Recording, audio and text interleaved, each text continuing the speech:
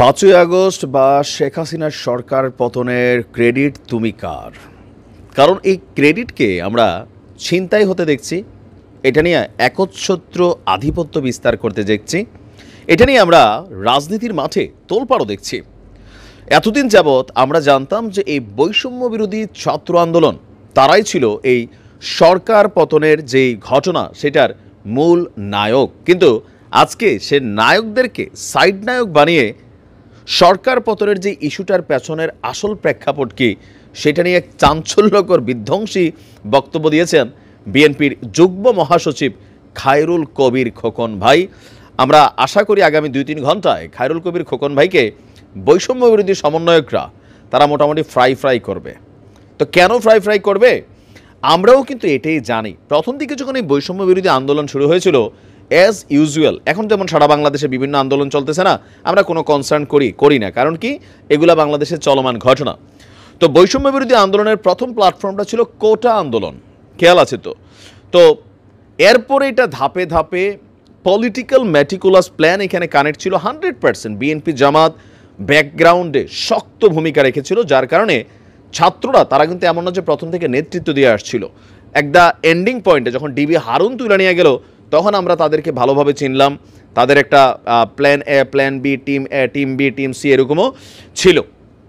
এরপরে সরকার পতনের আন্দোলন আসলো, কিন্তু বিএনপি বলছে যে বৈষম্য বিরোধী ছাত্র আন্দোলনকারীরা সরকার পতনের আন্দোলন করেনি। কথা কিন্তু সত্য। প্রথম দিকে ওনার বক্তব্য হচ্ছে তারা কোটা বিরোধী আন্দোলন করেছিল, তারা 3রা আগস্ট এক দফার আন্দোলনে গিয়েছিল, কিন্তু বিএনপি অনেক আগে থেকেই এই সরকার পতনের জন্য এক দফার আন্দোলন তারা চালাচ্ছিল।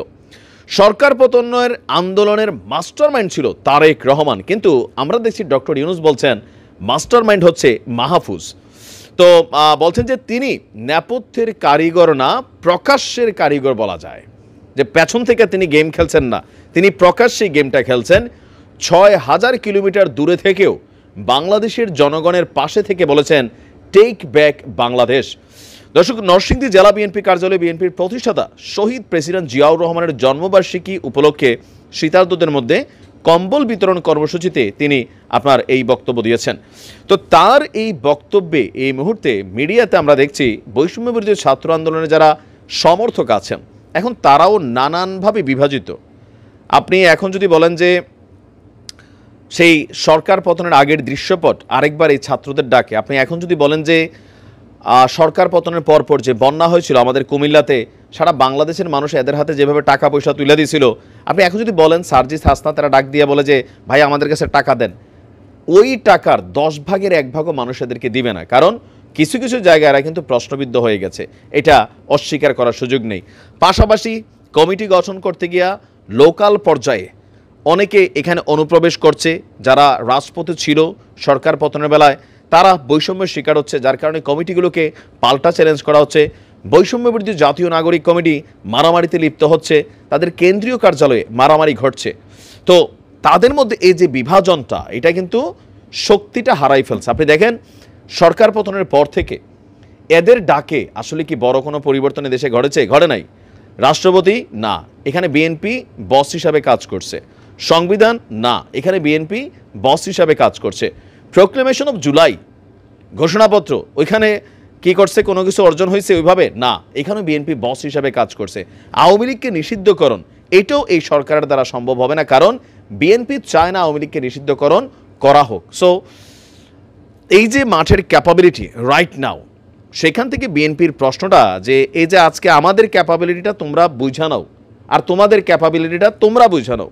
তোমাদের পিছনে এখনও জামাতের সমর্থন আছে, জামাতের নেতাকর্মীরা যদি বৈষম্য বিরোধীদের প্ল্যাটফর্মটা থেকে সরে যায় তাহলে আসল বৈষম্য বিরোধী কয়জন ছাত্র মাঠে থাকে, এটাও একটা বিষয় বিএনপি এখন মনে করছে, যার কারণে তারা মনে করছে সরকার পতনের আন্দোলন তোমরা ঘটাও নাই, এটা প্রসেসিং ছিল।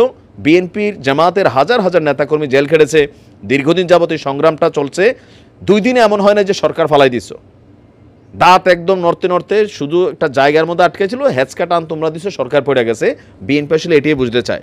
কিসের মাহফুজ টাহফুজ?